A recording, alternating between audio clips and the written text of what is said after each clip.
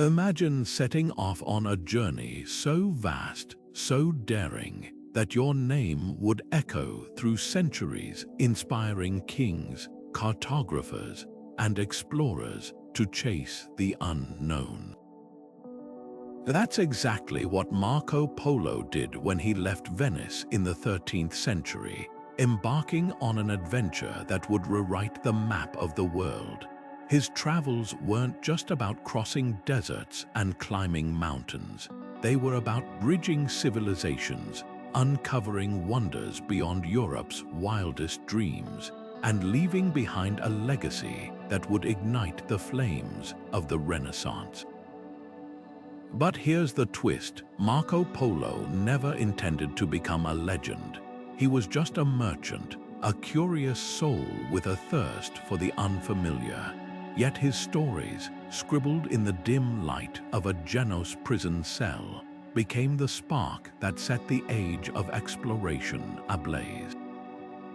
How did the tales of one man filled with golden palaces, exotic spices, and empires unseen reshape the ambitions of an entire era?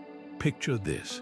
It's the late 15th century, and a young Christopher Columbus pores over a well-worn copy of Marco Polo's travels, his mind racing with possibilities.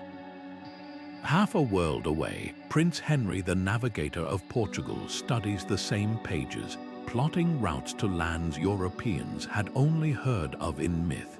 These weren't just books, they were treasure maps to the future. Polo's descriptions of China's staggering wealth, India's vibrant markets, and the Silk Road's labyrinthine routes didn't just entertain. They convinced generations that the world was far larger, far richer, and far more connected than they'd ever imagined. His words turned curiosity into conviction, and conviction into action.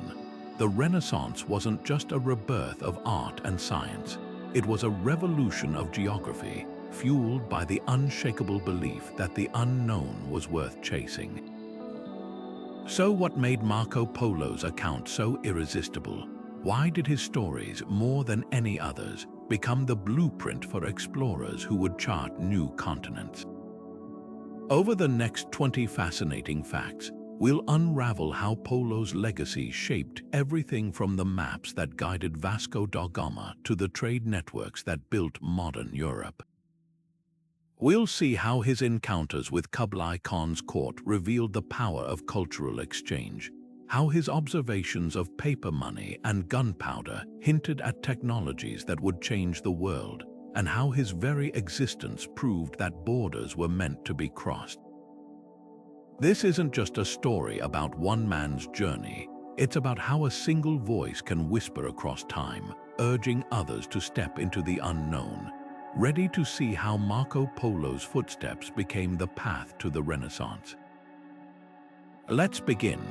When Marco Polo first returned to Venice after 24 years abroad, his stories of towering cities, rivers flowing with gems, and a civilization far advanced beyond Europe were met with laughter and disbelief.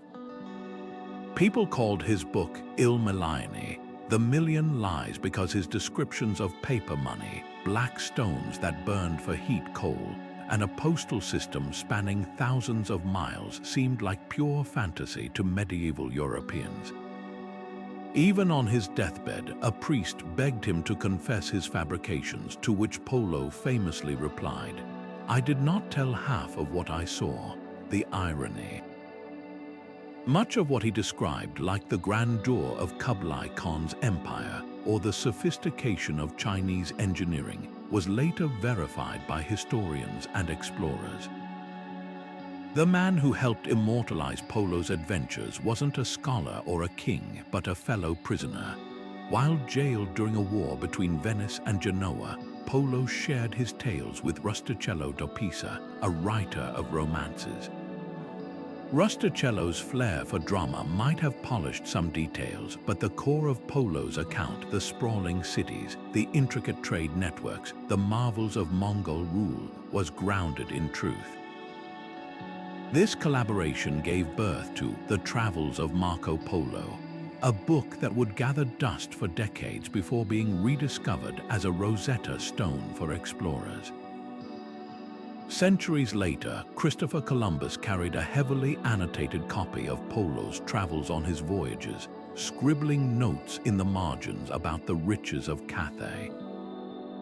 Even his miscalculation sailing west to reach Asia was fueled by Polos' descriptions of the East's boundless wealth. What critics once dismissed as wild tales became the very maps that guided the age of discovery. The same details that seemed outrageous, like the Great Khan's palace with golden roofs and mechanical fountains, were later corroborated by archaeologists. Polo's so-called exaggerations weren't lies. They were glimpses of a world too vast for his contemporaries to comprehend. And that's the twist. The book they called The Million Lies turned out to be one of history's most truthful guidebooks. Long before blockbuster novels topped bestseller lists, one handwritten manuscript captivated readers across Europe. Marco Polo's The Travels, often called Il Millennio. This wasn't just a book, it was a revelation passed from hand to hand like forbidden treasure among scholars, merchants, and even kings. In an era when most people never ventured beyond their village, Polo's vivid accounts of distant empires became the closest thing to a global atlas. Imagine the buzz, handwritten copies, painstakingly scribed by monks and merchants, traded for fortunes in Venice's bustling markets, or whispered about in the courts of France and Portugal. It was the medieval equivalent of going viral, sparking debates in universities and taverns alike. What made it so irresistible? Polo didn't just describe places, he brought them to life. His pages teemed with details about the Great Khan's court, where golden cups glinted at banquets and messengers raced along a highway system faster than anything in Europe. Readers marveled at his tales of Chinese cities with populations dwarfing Paris, where silk was as common as wool, and paper currency replaced heavy coins. These weren't dry travel logs, they were doorways to a world where the impossible seemed real. And just like today's bestsellers, the more controversial the claims, the more people clamored to read them. By the time the printing press arrived in the 15th century, Polo's work exploded into the mainstream. Print runs multiplied, transforming a luxury for the elite into a handbook for dreamers. Suddenly, a spice merchant in Lisbon or a shipbuilder in Genoa could study the same pages that had once been locked in royal libraries. This accessibility changed everything. Explorers like Vasco da Gama and Ferdinand Magellan didn't just read Polo's book, they memorized it, treating his words as a roadmap to untold wealth.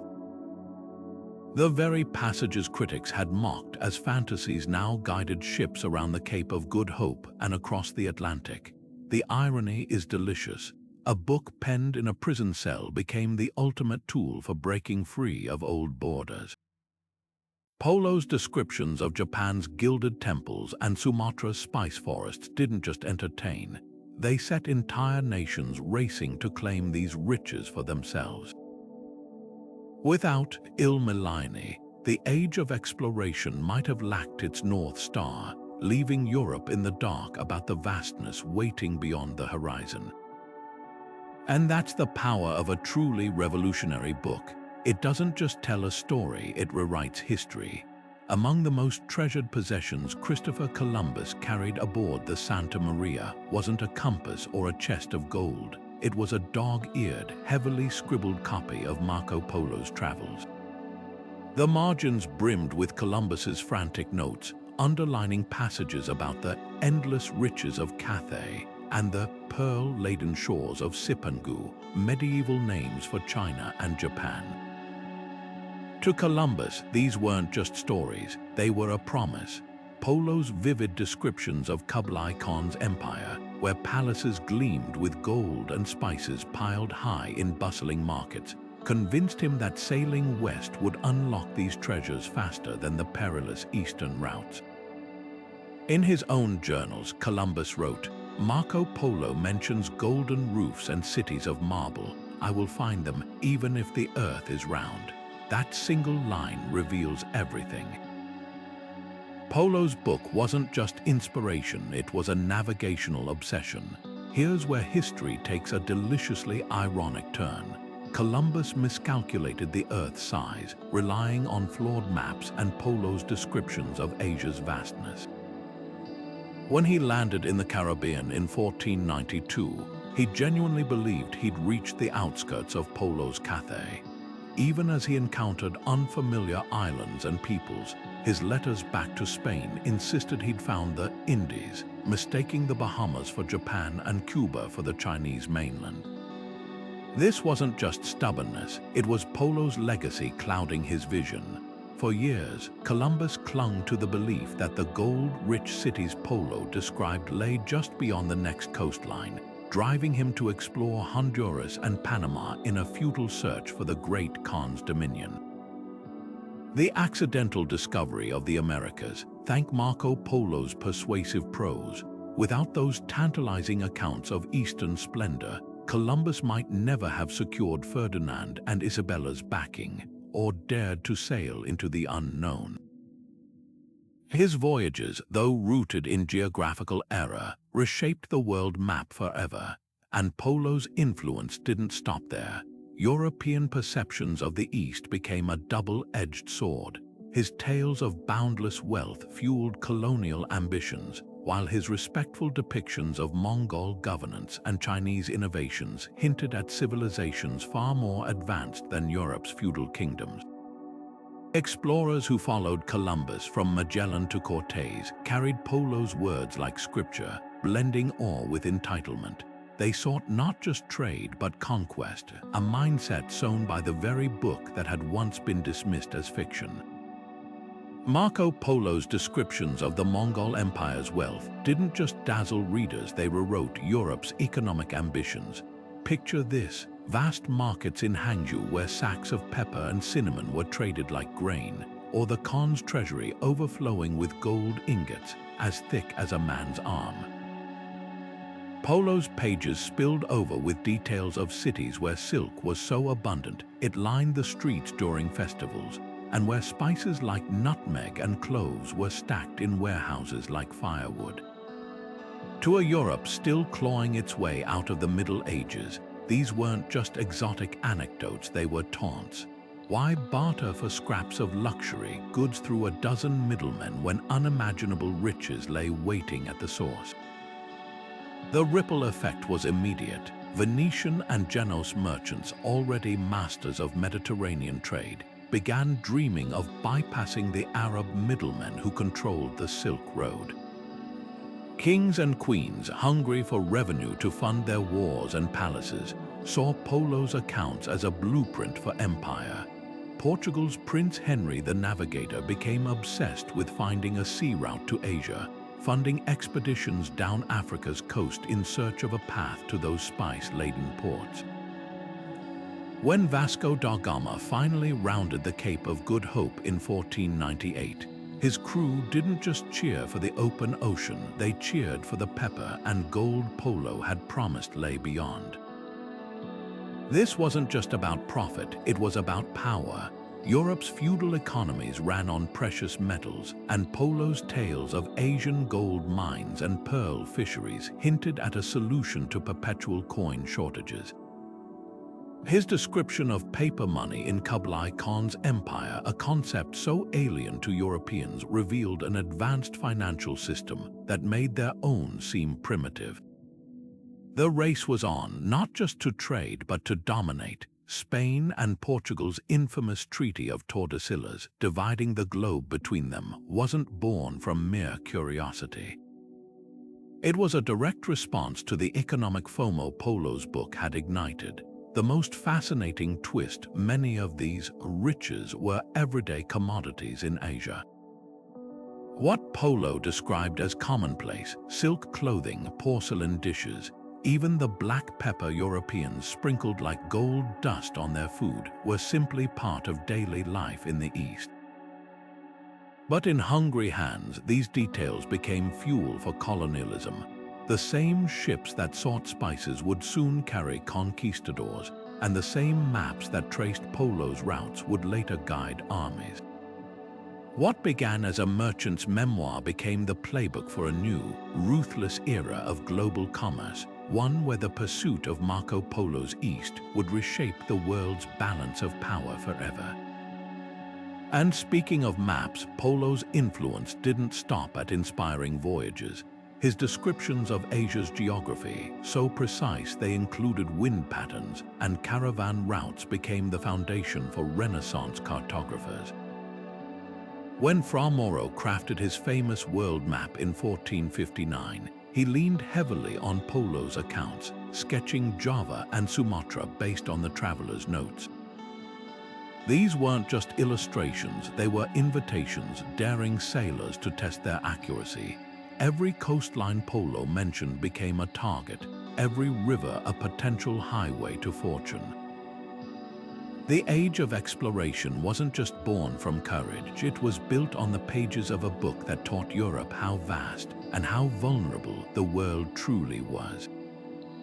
Before Marco Polo's travels, European maps of Asia were less guides to geography and more galleries of the imagination.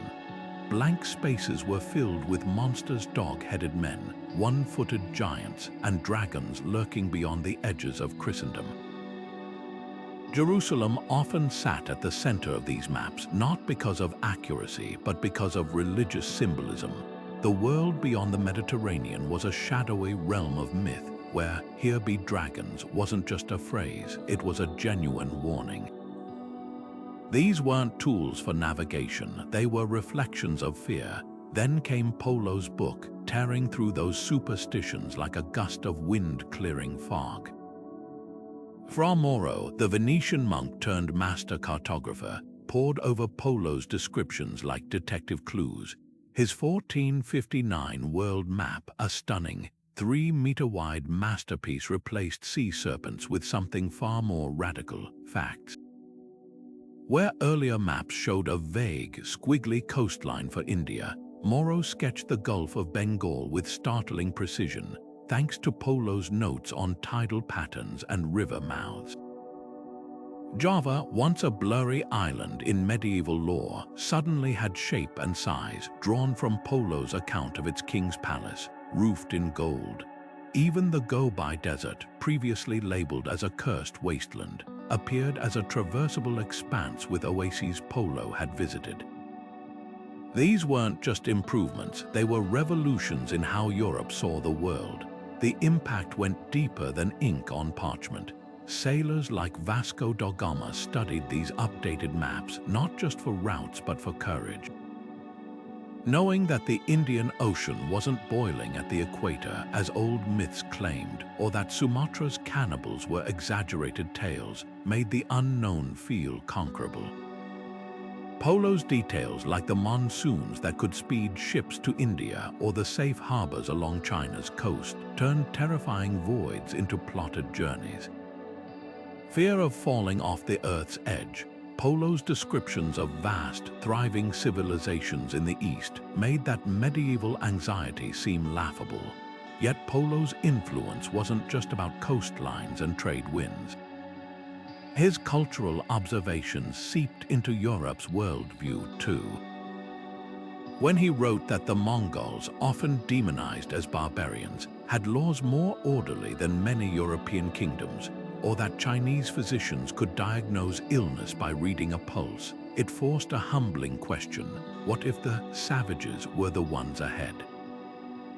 This subtle shift from seeing foreign lands as threats to seeing them as lessons would echo through the Renaissance, nudging thinkers toward curiosity rather than conquest. The same maps that guided ships also expanded minds, proving that the world wasn't a dark mystery waiting to swallow the brave. It was a puzzle, and Marco Polo had handed Europe the first pieces. Imagine Marco Polo's shock when he first saw merchants in Kublai Khan's empire trading stacks of lightweight paper instead of clinking coins. To a Venetian raised on gold florins and silver ducats, the idea that a piece of paper stamped with the Khan's seal could buy a horse or a sack of grain must have seemed like pure magic.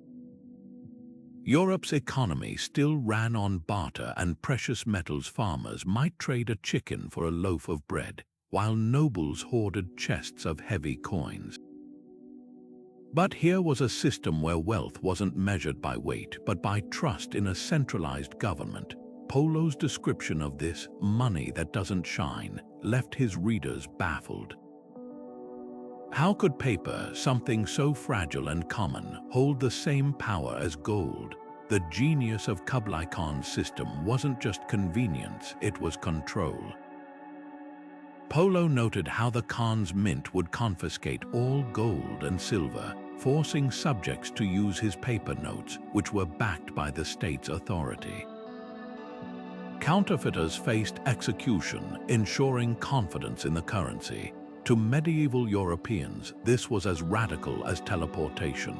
Their kings were constantly debasing coins by mixing in cheaper metals, sparking inflation and riots.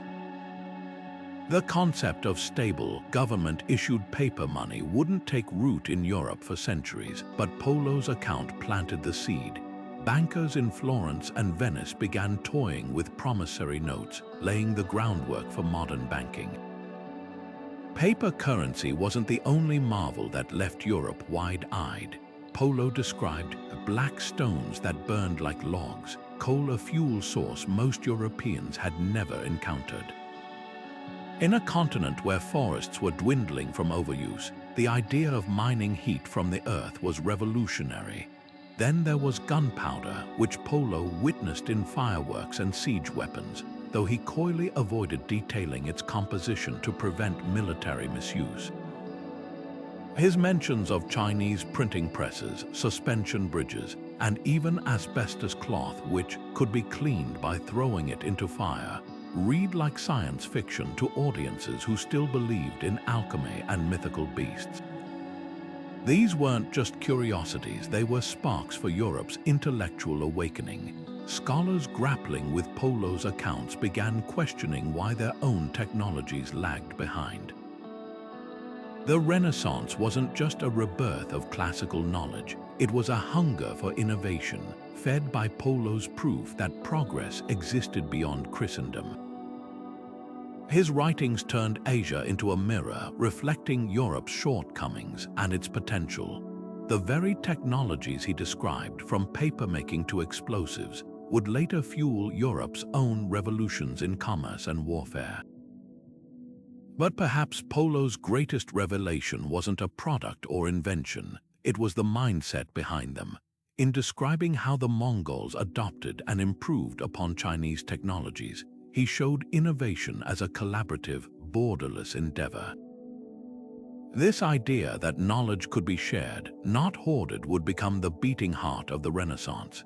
And as explorers followed Polo's footsteps, they didn't just seek gold or spices, they sought the secrets of societies that had mastered things Europe was only beginning to dream of.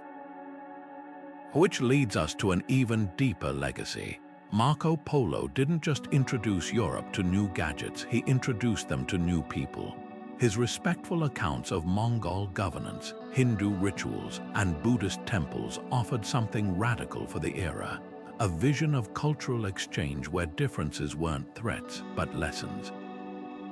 In a world primed for collision, Polo's words became the first handshake between East and West.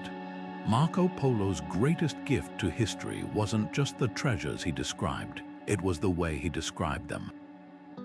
At a time when medieval Europe saw the East as a land of monsters and heathen sorcery, his writings painted the Mongols as sophisticated rulers, their cities as marvels of engineering, and their customs not as threats but as fascinating alternatives.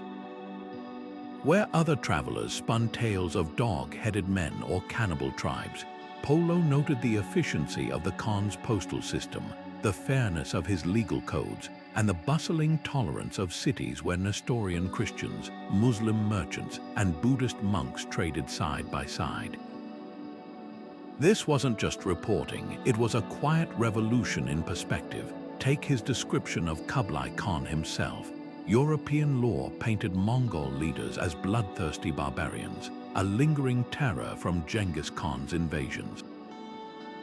Yet Polo portrayed Kublai as a wise emperor who patronized scholars, hosted debates among religious leaders, and even adopted Chinese administrative practices to strengthen his rule. He wrote of the Khan's seasonal migrations between capitals with awe, detailing how entire palaces were dismantled and carried on wagons, not as primitive nomadism, but as a logistical masterpiece. These weren't the ravings of a starry-eyed admirer. They were the observations of a man who'd spent 17 years in Mongol service, rising to become a trusted envoy. His respect was hard-earned, and it showed. This cultural bridge mattered far more than Polo could have known. When Renaissance diplomats like Ruy González de Clavijo set out for Samarkand in the 15th century, they carried Polo's book as a guide, not just to geography but to etiquette. Clavijo's own journals reveal how he mirrored Polo's approach, noting the Timurid court's splendor without the usual sneers about infidel excess. Even the Vatican, once prone to crusading rhetoric, began sending envoys like Giovanni de Marignoli to China with gifts instead of demands, hoping to forge alliances Polo had proven possible. The shift from fear to fascination wasn't instant, but it was undeniable. Polo's accounts of Hindu fire-walking rituals or Tibetan sky burials didn't mock, they marveled. His description of Chinese doctors diagnosing illness by pulse alone left European physicians intrigued, not dismissive. This wasn't just tolerance, it was the birth of comparative study, the idea that other cultures might have something to teach. By the time Jesuit missionaries like Matteo Ricci reached China in the 16th century, they didn't come as conquerors. They came as students, mastering Mandarin and Confucian classics to engage as equals, a direct echo of Polo's method. His legacy endured because it was rooted in something timeless, the power of curiosity over prejudice. The same book that inspired Columbus's voyages also taught Europe that the unknown wasn't something to destroy, it was something to understand. And in a world still grappling with cultural divides, that lesson might be Marco Polo's most enduring treasure of all. Ferdinand Magellan's crew might never have survived the brutal crossing of the Pacific if not for a single, dog-eared passage in Marco Polo's book. Desperate, starving, and reduced to eating leather and sawdust, they clung to Polo's description of the Spice Islands, modern-day Indonesia, as a land where cloves grow like flowers and the air smells of cinnamon. That promise of abundance, scribbled 2 centuries earlier, became their lifeline. Magellan himself had studied Polo's accounts of Southeast Asia's geography, using them to argue that a western route to the Moluccas was possible. Even after his death in the Philippines, his surviving ships pressed onward, guided by Polo's coordinates, eventually reaching those fabled islands where spices really did dangle from trees like gifts from nature. Bartolomeu Dias, the Portuguese explorer who first rounded Africa's Cape of Good Hope in 1488, carried Polo's descriptions of Indian Ocean ports like Calicut and Quilon like a merchant's cheat sheet. Polo had written of these harbors as hubs where ships from Arabia and Persia crowd the docks, their holds bursting with pearls and pepper. For Dias, these weren't just pretty words, they were proof that sailing around Africa could unlock direct access to the source of Europe's most coveted luxuries. His successful voyage didn't just open a sea route, it validated Polo's centuries-old observations as navigational gospel. Even failed expeditions leaned on Polo's work as gospel. When the Venetian explorer Alvise Cadamosto set out to find the mythical Christian kingdom of Prester John in Africa, he steered his ship using Polo's coordinates for the River of Gold, likely the Senegal River. Though the kingdom turned out to be a mirage, Polo's details about West African gold trade routes led Cadamosto to establish Portugal's first trading posts there, shifting Europe's focus from legend to tangible profit. But Polo's influence stretched beyond maps and trade winds. His notes on celestial navigation in the Indian Ocean, how sailors used the North Star's position to chart courses, caught the attention of astronomers like Johannes Kepler. His descriptions of monsoons, which he called seasonal winds that obey the moon, helped scientists like Galileo rethink atmospheric patterns. Even his offhand remark about magnetic compasses in China, which he noted were far more precise than European models, spurred instrument makers in Lisbon and Genoa to refine their designs. The irony, many of these explorers and scientists never met their silent guide.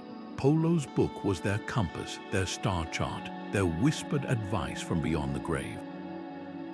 Whether they succeeded or failed, his words were there not as infallible truth, but as a challenge. He'd shown them the world was knowable if only they dared to look. And in an age when doubt could mutiny a crew, that was enough. Marco Polo's meticulous notes on distances weren't just travel trivia. They were the GPS of the Renaissance. While medieval European maps often guessed at the space between cities, Polo measured his journeys in days traveled, noting landmarks like 3 days west of a mountain shaped like a camel's hump, or a river so wide it takes a morning to cross. These weren't poetic flourishes, they were practical tools for future travelers. Sailors and merchants began stitching his observations into their own routes, turning vague terrains into measurable spaces. When cartographers like Gerardus Mercator crafted early atlases, they leaned on Polo's data to stretch Asia's contours beyond mythical edges, replacing sea monsters with actual ports and trade hubs. Take the Pamir Mountains, which Polo called the roof of the world. Before his accounts, Europeans imagined Central Asia as a flat, endless steppe. His descriptions of dizzying peaks where the air was so thin, fires barely burned, forced mapmakers to redraw the region as a rugged highland. Similarly, the Gobi Desert wasn't just a blank spot labeled, "Here be demons." Anymore Polo's notes on its oases and caravan stops revealed it as a traversable highway, not a death trap. These details didn't just fill blank spaces, they rewrote the rules of navigation. Suddenly, a merchant planning a Silk Road journey could calculate supplies based on Polo's timelines, knowing exactly where to find water or shelter. The ripple effect reached Europe's maritime powers too. Portuguese sailors studying Polo's accounts of the Indian Ocean's monsoons realized they could harness these seasonal winds for faster voyages. His description of the Strait of Malacca as a narrow gate where all spices must pass became the strategic bullseye for empires battling over trade routes. Even his offhand remark about the depth of the Persian Gulf's waters saved countless ships from running aground. What began as a merchant's travel diary became the bedrock of global navigation, proof that the world wasn't a mystery to fear, but a system to master. And that mastery hinged on trade. Polo's geographic insights didn't just satisfy curiosity, they fueled a commercial revolution. By pinpointing where rubies mined in Burma reached markets, or how Persian silk weavers sourced Chinese thread, he gave European merchants something priceless, a cheat sheet for cutting out middlemen. The same mountains and deserts he mapped weren't just landscapes, they were the veins and arteries of a global economy, pulsing with goods waiting to be claimed. Which brings us to the real game changer. Polo didn't just describe trade networks, he revealed how they worked right down to the bribes paid to border guards or the best seasons to avoid bandits. In an era when knowledge was power, his book handed Europe the keys to the warehouse of the world. Before Marco Polo, the Silk Road was little more than a patchwork of rumors to Europeans, a shadowy network where spices and silks appeared as if by magic. carried by middlemen who guarded their routes like state secrets. Polo changed all that. His journey wasn't just a personal adventure, it was a meticulous survey of the world's first superhighway, stretching from Venice to the court of Kublai Khan and beyond.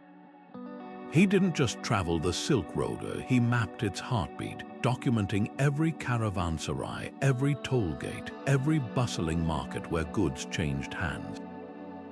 His descriptions of Samarkand's blue-tiled bazaars, where turquoise from Persia traded for jade from cotton, or the sprawling markets of Kashgar, where camel caravans unloaded bolts of silk next to sacks of saffron, turned abstract trade routes into vivid, actionable intelligence.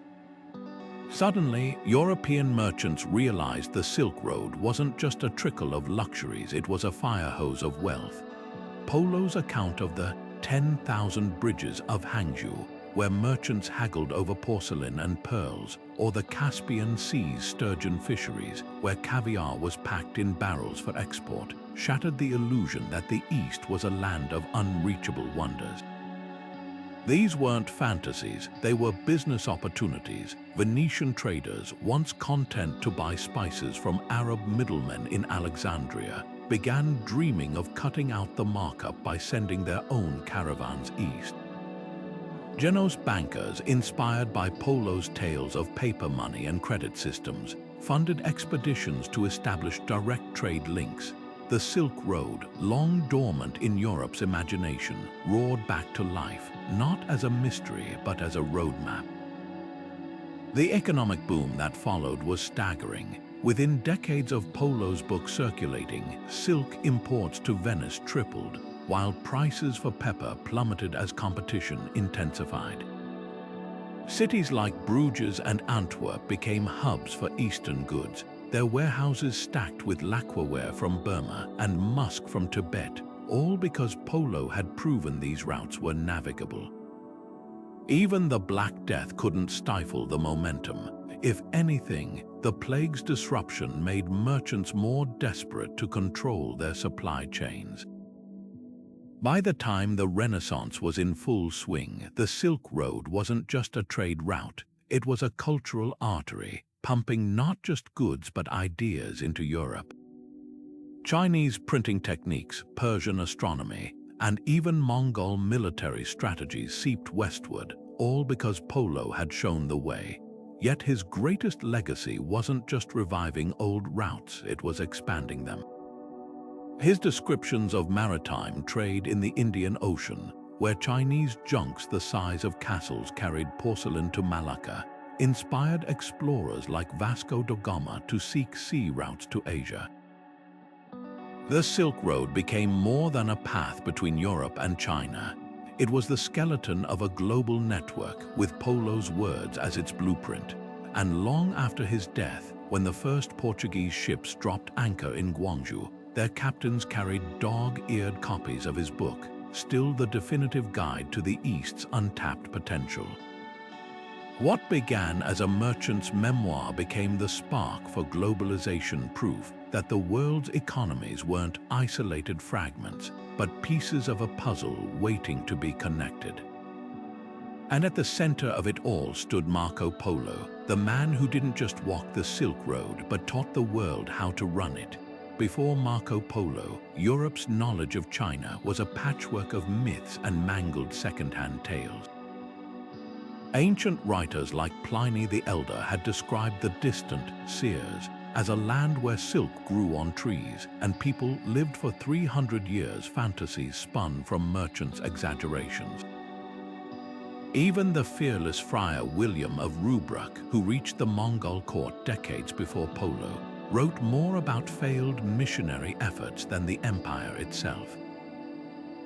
Then came Polo, stepping into Kublai Khan's court not as a wandering priest or a nervous envoy, but as a trusted administrator. His 17 years in Mongol service granted him something unprecedented, a backstage pass to the greatest civilization of the medieval world. His descriptions of Hangzhou shattered every European assumption. Here was a city of 12,000 stone bridges, where fire brigades patrolled spotless streets and public granaries ensured no one starved. Venetian readers gasped at his account of lakeside pleasure barges with gilded pavilions, where nobles sipped wine beneath painted silk canopies. This wasn't just wealth, it was refinement on a scale unimaginable to a continent where castles still lacked basic sanitation. Polo's meticulous notes on Hangzhou's 10 market districts, each specializing in goods like pearls or spices, revealed an economic machine far beyond Europe's scattered fairs. Even the Khan's postal system, with its relay stations and swift horsemen, made the best European couriers look like amateurs. The contrast with earlier accounts couldn't have been starker. Where Pliny's China was a foggy land of men with dogs' heads, Polo's was a place of census-taking bureaucrats and state-funded orphanages. His description of coal burning like logs in Beijing hearths while Europeans shivered through winters spoke volumes about technological gaps. Most revolutionary was his portrayal of Kublai himself, not as a barbarian warlord, but as a shrewd ruler who patronized astronomers, standardized weights and measures, and tolerated religions from Islam to Nestorian Christianity. This wasn't the exotic, other Europe feared. It was a mirror reflecting their own shortcomings. The psychological impact was profound. Polo's China became both inspiration and insecurity for Renaissance thinkers. Scholars like Roger Bacon pored over his accounts of Chinese compasses and printing presses, wondering why Christendom lagged behind. Merchants, once content with trickles of silk through middlemen, now hungered for direct access to Hangzhou's bursting warehouses. Even the church, long dismissive of non-Christian realms, had to reckon with Polo's reports of Buddhist monasteries running schools and hospitals more advanced than their own. What made his observations so transformative wasn't just their detail, it was their tone. Polo didn't describe China as a curiosity or a threat, but as a functioning society worthy of respect. His matter-of-fact notes on paper money or public granaries carried an unspoken challenge. Why didn't Europe have these? That quiet provocation would simmer for centuries, surfacing in everything from Enlightenment debates about governance to the Industrial Revolution's hunger for innovation. And just as Polo's words reshaped Europe's view of the East, they began seeping into its art. The golden roofs of Khan's palace, the delicate porcelain he described, these weren't just details for merchants. They were sparks for a creative revolution, one that would soon color the canvases of the Renaissance with shades of Cathay. Marco Polo's adventures didn't just fill maps with new names, they splashed across canvases, woven into the very fabric of Renaissance art. Take the vivid 15th century tapestries hanging in Burgundian castles, where threads of gold and crimson depicted Polo kneeling before Kublai Khan, surrounded by elephants and pagodas. These weren't just decorations, they were storytelling devices for nobles who'd never read his book. Artists like Benozzo Gozzoli smuggled Polo's exotic imagery into frescoes of biblical scenes, slipping camels and turbane traders into the backgrounds of Christian epics as if the Silk Road had always been part of Europe's visual language. Even the famed Catalan Atlas, a masterpiece of medieval cartography, sprinkled Polo's descriptions of Java's gold mines and Sumatra's spice forests between sea monsters and sailing ships, blending myth with newfound reality. Literature, too, drank deeply from Polo's well. The Travels of Sir John Mandeville, a sensational 14th century bestseller, borrowed liberally from Polo's anecdotes, though with a fantastical twist. Where Polo described the Khan's palace as grand, Mandeville inflated it into a structure so vast it could hold all the armies of Christendom. This wasn't plagiarism, it was proof of Polo's grip on the Renaissance imagination. Writers couldn't resist embroidering his accounts, turning his measured observations into lush fantasies where trees bore wool cotton, misunderstood, and men rode griffons. The line between Polo's fact and Mandeville's fiction blurred so completely that for centuries, readers assumed they were reading the same genre. But the real magic lay in how Polo's name became shorthand for the unknown's allure. When Shakespeare needed a metaphor for boundless curiosity in The Taming of the Shrew, he didn't reach for Odysseus or Jason. He chose Polo, having Petruchio boast he'd venture as far as Cathay to win his bride. Poets like Edmund Spenser wove Polo's spiced eastern breezes into verses, while playwrights staged farces where clueless merchants pretended to be as worldly as Marco of Venice. His legacy wasn't just in what he'd seen, but in how he made the act of seeing seem heroic. This cultural osmosis reached its peak in the studioli of Renaissance princes, those private curiosity cabinets where rulers displayed treasures from distant lands. A fragment of Chinese porcelain, a lacquered box, even a coconut shell mounted in silver, each was labeled as seen by Marco Polo, transforming objects into relics of adventure. The message was clear: to collect the world's wonders was to walk in Polo's footsteps, and as artists mixed pigments from newly imported indigo and vermilion, or writers set plays in imagined versions of Samarkand, they weren't just borrowing his stories. They were proving that the Renaissance at its heart was a Marco Polo moment, an era that believed the greatest masterpiece was the world itself, waiting to be explored. Few names in history have transcended their owners to become shorthand for adventure itself, but Marco Polo achieved just that. By the 15th century, his identity had morphed into a cultural touchstone, a synonym for venturing into the unknown. Venetian sailors playing a blindfolded game of tag in harbors began calling it Marco Polo, mimicking the explorer's legendary search for direction in foreign lands. The name stuck, spreading across continents until children from Texas to Tokyo splashed in pools shouting Marco and Polo, unaware they were reenacting history's greatest treasure hunt. Cartographers paid their own tribute, etching his name onto the world he helped reveal. The Marco Polo sheep, a majestic horned species roaming Central Asia's mountains, bears his name, as does the Marco Polo Bridge near Beijing, where he once marveled at stone lions, carved so lifelike they seemed to breathe. Even the stars weren't beyond his reach. When astronomers mapped new constellations, they named a lunar crater after him, forever anchoring his legacy in the cosmos. Modern adventurers still invoke Polo as their patron saint of curiosity. Journalist Tim Severin retraced the explorer's route by camel and junk boat in the 1980s, proving the journey's feasibility, while astronaut Chris Hadfield cited Polo's relentless wonder as inspiration during his spacewalks.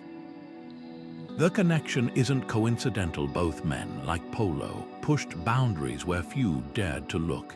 Yet for all this celebration, Polo's work faced fierce skepticism. Detractors dubbed his book Il Millini, mocking its claims as a million lies. Scholars nitpicked his omissions: why no mention of the Great Wall, likely obscured by erosion at the time. Others accused Rustichello, his prison scribe, of weaving romance into fact. But the loudest critique cut deeper: that Polo, for all his openness, still filtered Asia through a merchant's lens, prioritizing markets over metaphysics. He noted the price of pearls in Hormuz but skimmed over Persian poetry. He measured the Khan's palaces in paces but barely mentioned Confucian philosophy. This tension between observer and interpreter haunts every explorer's tale. Polo's genius wasn't in perfection, but in possibility. He showed that the world could be larger than fear, richer than myth, and always endlessly worth the journey. Even his critics couldn't erase that. For all his fame, Marco Polo's legacy isn't without controversy. Some historians still question whether he ever actually set foot in China. Skeptics point to glaring omissions in his accounts: no mention of the Great Wall, tea-drinking ceremonies, or the practice of foot binding, all central to Chinese culture at the time. Even his description of Kublai Khan's opulent palace in Shangdu, or Xanadu, raised eyebrows. Detractors argue these gaps suggest Polo cobbled together stories from Persian merchants during his travels, passing off second-hand tales as personal experience. The most damning critique, a 14th-century Venetian document listing Polo's household possessions including a Tartar slave named Peter, but no Chinese silks, porcelain, or other treasures he claimed to bring home. To doubters, these inconsistencies paint a portrait of a gifted storyteller, not an eyewitness, yet defenders counter with compelling evidence. Polo's meticulous descriptions of Yuan dynasty court rituals like the Khan's birthday feasts, where thousands of guests wore color-coded silk robes, align perfectly with Chinese records. His account of paper money's production, down to the mulberry bark pulp and imperial seals, matches archaeological finds. Even his omission of the Great Wall makes sense. The Ming dynasty rebuilt it centuries later. Polo would have seen only scattered, eroded ramparts. Modern scholars like David Morgan note Polo's accurate details about obscure Mongolian customs, like the ceremonial scattering of mare's milk, which no Mediterranean merchant could have invented. Archaeology has quietly vindicated many of Polo's tall tales. Excavations at Kublai Khan's summer capital, Xanadu, revealed foundations matching Polo's description of a marble palace with gilded halls. Chinese shipwrecks from the period carried porcelain marked with Persian scripts exactly as Polo noted, proving his claims about maritime trade routes. Most telling, his reference to a Burmese battle where Mongol archers rode elephants, a detail once mocked until 13th century temple carvings in Myanmar depicted the exact scene. The truth likely lies between extremes. Polo may have embellished some stories or relied on translators, but his core narrative holds up. What's remarkable isn't the debate, it's how little it dimmed his influence. Even skeptics couldn't ignore the practical value of his work. Columbus's dog-eared copy, covered in margin notes, proves that for explorers, Polo's book was less a literal guide than a catalyst.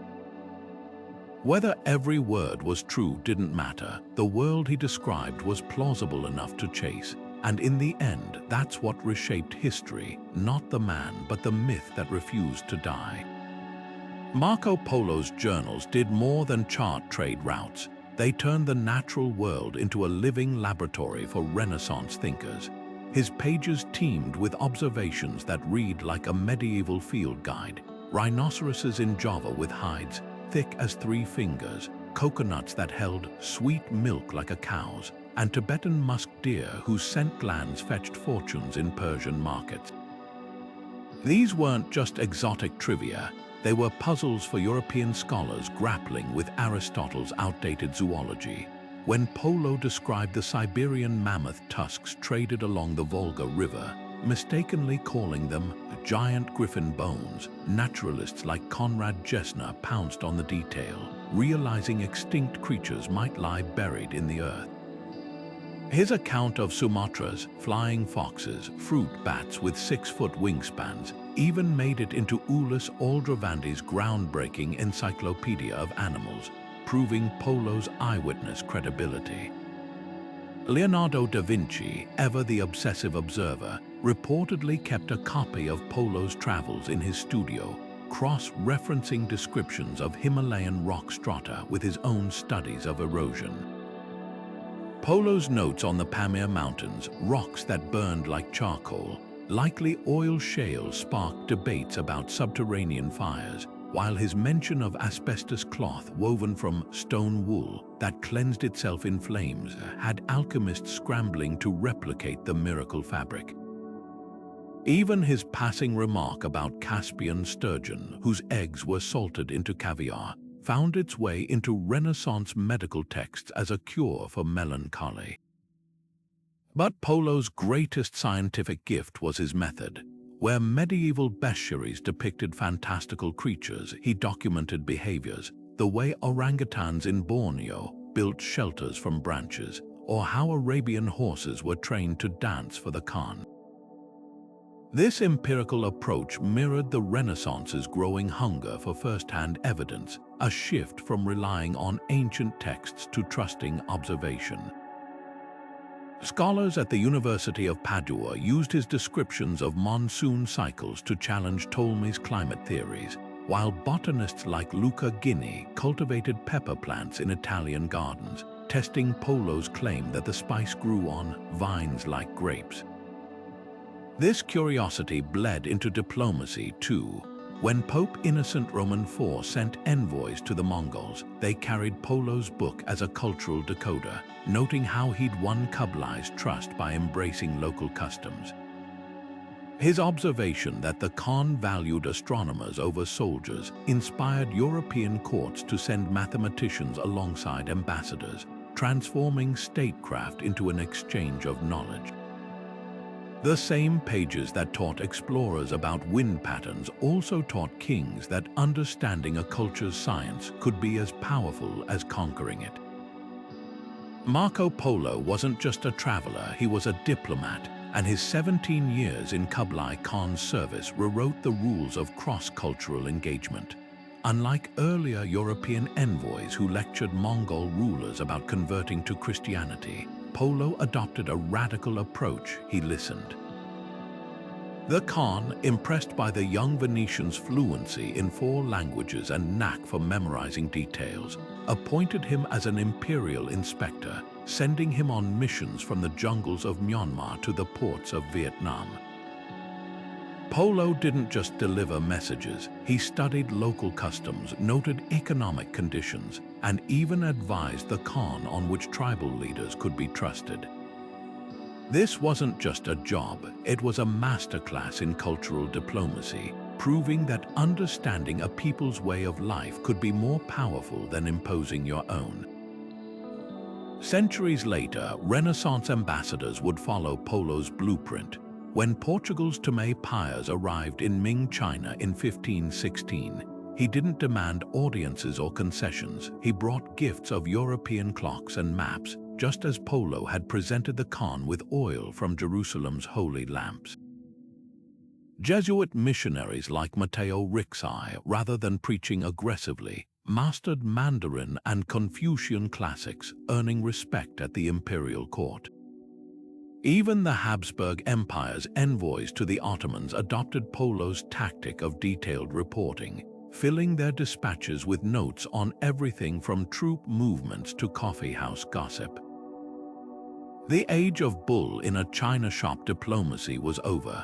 Polo had shown that patience and observation opened more doors than threats.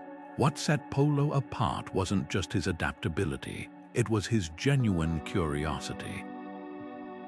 Where other travelers dismissed Mongol customs as barbaric, he documented their legal system's fairness, their postal system's efficiency, even the way they used frozen rivers as winter highways.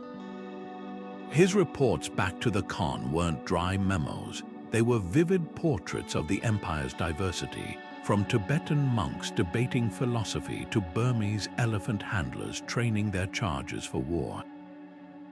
This wealth of detail didn't just aid governance, it built trust. The Khan, who ruled over dozens of ethnic groups, relied on Polo precisely because he saw nuance where others saw stereotypes. The ripple effects reached far beyond his lifetime. Venice's ambassadors to Constantinople, trained on Polo's model, became legendary for their intelligence networks. The Medici family's trade deals with the Mamluk Sultanate were brokered by envoys who'd studied Polo's accounts of Middle Eastern markets. Even the Treaty of Tordesillas, which divided the globe between Spain and Portugal, was negotiated by diplomats who understood thanks to Polo. That accurate cultural intelligence was as valuable as gold. Behind every successful mission, though, was a family bond few discuss. Polo's father and uncle, seasoned merchants who'd already trekked to Mongolia once before, didn't just bring their teenage son along for the journey. they schooled him in the art of cross-cultural negotiation. Their networks of translators, guides, and trading partners became his apprenticeship in global diplomacy. And when the Polos finally returned to Venice, their greatest legacy wasn't the gems sewn into their coats, it was the proof that the world's divides could be bridged, not by force, but by those willing to walk in another's shoes. Which makes you wonder, if a merchant's son could become the Khan's most trusted envoy, what might the right approach unlock today? Long before Marco Polo became a household name, his father Niccolo and Uncle Maffi were already pioneers of global trade, two Venetian merchants who blazed the trail their famous son would later follow. In 1260, when Marco was just 6 years old, these seasoned traders embarked on a journey that would rewrite Europe's commercial playbook. Their route wasn't the safe, well-trodden path to Constantinople. It was a gamble eastward through the Crimean Peninsula into the Mongol-held territories of Central Asia. What they discovered there, a web of trade routes humming with silks, spices, and silver, would become the scaffolding for Marco's future adventures. The brothers Polo weren't just lucky wanderers, they were master networkers. At the court of Berk Khan in Sarai, they forged alliances with Mongol officials, learning the unspoken rules of cross-cultural commerce, how to present gifts of Venetian glass to gain favor, which caravan masters could be trusted, even how to read the subtle cues of merchant guilds from Tabriz to Samarkand. By the time they returned to Venice in 1269, they carried more than gems, they held something far more valuable: first-hand knowledge of how to navigate the Silk Road's intricate politics.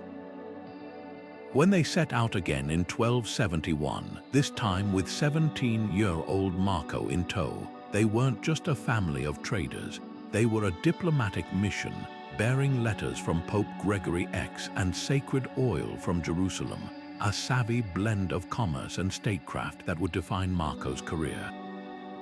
Their connections opened doors literal armies couldn't breach. In Bukhara, they joined a Mongol envoy's caravan, gaining safe passage east. In Kashgar, they tapped into Nestorian Christian networks that spanned Central Asia. By the time they reached Kublai's court, their reputation as trustworthy intermediaries preceded them. The Khan, impressed by their fluency in Turkic and Persian, didn't just grant them trading rights, he enlisted Marco as an imperial inspector, embedding the Polos within the Mongol bureaucracy itself. This wasn't just business, it was the birth of a new model for global enterprise. Venice took notice. Soon, rival families like the Contarini and the Bembo were scrambling to replicate the Polo formula, sending their own sons east with ledgers in one hand and phrasebooks in the other. The Medici later perfected this approach, combining trade with intelligence gathering, a tactic borrowed straight from the Polo playbook. Even the Hanseatic League, that powerhouse of northern European commerce, adapted Mongol-inspired practices like promissory notes and standardized weights, traces of the systems Marco had documented. But the family's true legacy lay in something subtler, the art of cultural code switching. Marco's ability to slip between Venetian, Persian, and Mongol identities, donning silk robes at court, then bargaining in Venetian dialect with fellow merchants, proved that globalization wasn't about conquest. It was about conversation. Centuries later, when Portuguese merchants in Macau adopted Chinese surnames or Dutch traders in Japan mastered tea ceremony etiquette, they were walking the path the Polos had paved. Perhaps the most unexpected twist, the family's influence outlasted their fortune. When Marco's descendants faded into obscurity, their methods lived on. In the double-entry bookkeeping of Renaissance banks, the multilingual phrasebooks of Jesuit missionaries, even the diplomatic immunity later claimed by East India Company envoys. The Silk Road may have crumbled, but the Polo blueprint, that mix of curiosity, adaptability, and relentless networking, became the DNA of every trading empire that followed. Marco Polo's descriptions of Asian wealth didn't just inspire explorers, they lit a fuse under Europe's colonial ambitions. When he wrote of Java's kings who wore robes stiff with gold thread, or Malabar's shores where peppercorns piled like gravel, he wasn't just painting pretty pictures. He was handing European powers a shopping list for empire. The Portuguese, desperate to break Venice's monopoly on Eastern trade, pored over his accounts like treasure maps. Prince Henry the Navigator funded expeditions down Africa's coast not out of curiosity, but because Polo had described the Indian Ocean as a merchant sea, where a single shipload of spices could buy a palace.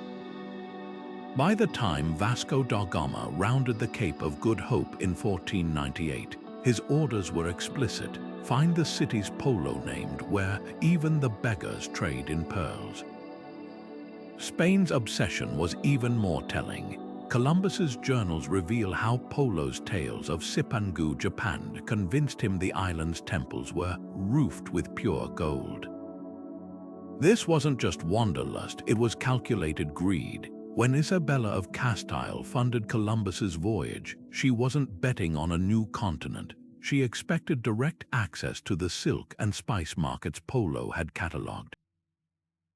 The tragic irony: Columbus died believing Cuba was Marco Polo's Cathay, his crews digging up Caribbean soil in vain searches for the Khan's golden palaces. The scramble for Asia's riches quickly turned predatory. Portuguese fleets, armed with Polo's coordinates for Malacca and Calicut, didn't come as traders but as conquerors. They bombarded Indian ports with cannons, seizing control of spice routes Polo had described as peaceful exchanges. The same detailed accounts of Sumatra's pepper groves and Sri Lanka's gem mines that once fascinated readers now served as targeting guides for colonial extraction. Even Polo's passing mention of black slaves in Zanzibar became twisted justification for the transatlantic slave trade. As Europeans reasoned, if the East dealt in human cargo, so could they. Yet Polo's legacy here is double-edged. While his words fueled exploitation, they also preserved a world before colonialism. His meticulous notes on pre-European Java's Hindu temples or Kwanju's multicultural docks offer rare snapshots of societies later erased by conquest. Modern historians use his descriptions of Cambodian Angkor, then a thriving metropolis, to reconstruct what was lost to jungle and war. The same book that guided conquerors now helps decolonize history, proving Asia's greatness predated Western interference. Today, scholars debate whether Polo bears any blame for the horrors that followed. His accounts were observational, never endorsing conquest. But in an age when information was power, his words became weapons, proof that even the most neutral stories can be weaponized by those hungry for dominion. The real lesson: exploration without ethics is just appropriation in disguise, and that's a reckoning every generation must face anew.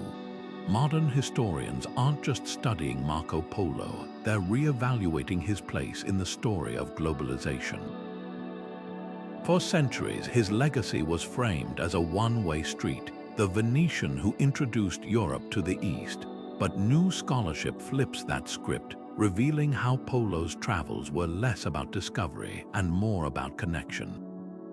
Professors from Harvard to Beijing now teach his work as a case study in early cultural exchange, emphasizing how he documented not just goods, but ideas flowing in both directions. When he described Chinese printing techniques or Persian astronomy, he wasn't just observing, he was threading those innovations into Europe's intellectual fabric. Universities from Venice to Singapore offer entire courses dissecting his book as the first draft of global studies, where trade routes doubled as neural networks for shared knowledge. UNESCO's decision to include Polo's travels in its Memory of the World Register wasn't just ceremonial. It recognized his manuscripts as foundational texts of intercultural dialogue, a bridge between civilizations long before that term became fashionable. Scholars point to passages where Polo notes Mongol envoys carrying Chinese porcelain to Persia, or Arab mathematicians teaching in Yuan dynasty courts, as evidence that globalization didn't start with Columbus or Magellan. It was already humming along the Silk Road, with Polo as its most meticulous chronicler. Even his omissions speak volumes. His silence on Europe's superiority made room for Renaissance thinkers to see the East as equals, not curiosities. The most provocative new research comes from economic historians. By mapping Polo's described trade networks against archaeological finds like Venetian glass beads in Mongolia or Chinese celadon in Egypt, they've proven his accounts were more accurate than once assumed. His notes on currency exchange rates between silver and silk match financial records dug up in Karakoram, while his descriptions of Indian Ocean monsoons align with medieval Arab navigational logs. This wasn't just travel writing, it was data journalism centuries ahead of its time. Yet the freshest perspective flips the lens entirely. Chinese scholars, long dismissive of Polo as a Eurocentric figure, now highlight his role in preserving details of Yuan dynasty life that even Chinese chroniclers overlook. His descriptions of Kublai Khan's hunting parks or Hangzhou's fire brigades fill gaps in their own archives, making his work required reading in Beijing's history departments. Meanwhile, Central Asian historians reclaim him as a vital witness to the Mongol Empire's golden age, a period often overshadowed by Genghis Khan's wars. What emerges isn't just a reassessment of one man, but of globalization's origins. Polo's real legacy isn't in the myths or the merchandise, but in the quiet truth that the world was always more connected than we knew. And that brings us to our final, most surprising fact. Marco Polo's greatest journey wasn't across deserts or mountains. It was into the future, a future he helped shape simply by paying attention. From blockbuster films to best-selling video games, Marco Polo's name has become a global brand, a symbol of adventure that transcends history books. Hollywood immortalized him in the 1938 classic, The Adventures of Marco Polo, where Gary Cooper played the explorer swashbuckling through a Technicolor East, while Netflix's lavish series, Marco Polo, brought the Mongol court to life with cinematic grandeur. Even children know his name through the playful pool game, echoing his search for direction, proving his legacy thrives in the unlikeliest places. Travel companies from Istanbul to Beijing sell Marco Polo Experience tours, retracing his steps along the Silk Road, complete with camel treks and replica caravanserais. The irony, a man once mocked for tall tales now fuels a multi-million-dollar tourism industry built on the very wonders skeptics dismissed. Venice, his birthplace, wears his memory like a crown. Visitors flock to the Court del Million, the Polo family's courtyard, where a weathered stone plaque marks the spot he supposedly regaled neighbors with his stories.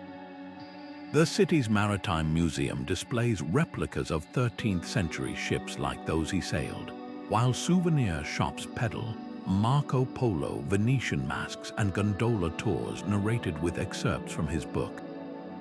Every year, historical reenactors in Mongol robes parade through Piazza San Marco, reimagining his homecoming with trunks of Eastern treasures, a spectacle that would have baffled the real Polo, who returned to near obscurity. But the most telling tribute isn't in merchandise or movies, it's in how his spirit shapes modern exploration. Astronauts cite his curiosity as inspiration during interstellar training, while tech entrepreneurs name startups after him, chasing digital frontiers instead of spice routes. UNESCO's Silk Road program, which preserves the cultural highways he documented, calls him the first global citizen. Even space agencies nod to his legacy. When China's Chang'e 5 lunar probe landed in Mongolia in 2020, scientists joked it completed a Marco Polo mission by returning samples from a distant world just as he once brought stories back to Europe. What makes Polo endure isn't just the romance of his journey, but its timeless lesson that boundaries are illusions waiting to be crossed. Whether through a child's game, a traveler's pilgrimage, or a scientist's experiment, his name still whispers the same invitation he offered 7 centuries ago to look beyond the horizon and wonder what's next. From the dusty caravanserais of the Silk Road to the glittering courts of Kublai Khan, Marco Polo's journey did far more than fill a book. It rewired how Europe saw the world. His 24-year odyssey shattered medieval myths, replacing sea monsters with spice routes and turning the unknown into a challenge waiting to be met. Think about it, his descriptions of Chinese paper money sparked Europe's financial revolutions. His notes on coal and gunpowder hinted at technologies that would reshape warfare and industry. Even his casual mention of Asian compasses sent shipbuilders scrambling to improve their designs. Every fact we've explored, from Polo's role in inspiring Columbus to his influence on Renaissance art, reveals the same truth. Curiosity isn't just a trait, it's the engine of history. The Renaissance wasn't just about rediscovering ancient Greece and Rome. It was about looking eastward toward the empires Polo had walked through and realizing how much there was to learn. His accounts of Mongol governance influenced political thinkers, while his observations of Hindu and Buddhist cultures planted early seeds of religious tolerance. When Da Gama rounded Africa or Magellan crossed the Pacific, they weren't just following maps, they were chasing the world Polo had proven was real. Even the spices in your kitchen cabinet, the compass in your phone, even the global trade networks that deliver your morning coffee, all bear traces of that 13th century Venetian's footsteps. So what's the takeaway? History isn't made by those who stay home. It's made by the Marco Polos, the ones who dare to ask, what's over there, and then go see for themselves. Whether you're standing in Venice's Court del Million, tracing Polo's path through Uzbekistan's deserts, or simply flipping through his book in your living room, you're touching a legacy that reshaped continents. The next time you feel stuck in routine, remember, every great journey begins with a single step, just like Marco Polo's, and who knows, your curiosity might just change the world too. If this deep dive into history sparked your imagination, hit that like button and subscribe for more untold stories of the past. Share in the comments, where would your own Marco Polo adventure take you? For now, keep exploring. The world's still full of wonders waiting to be discovered.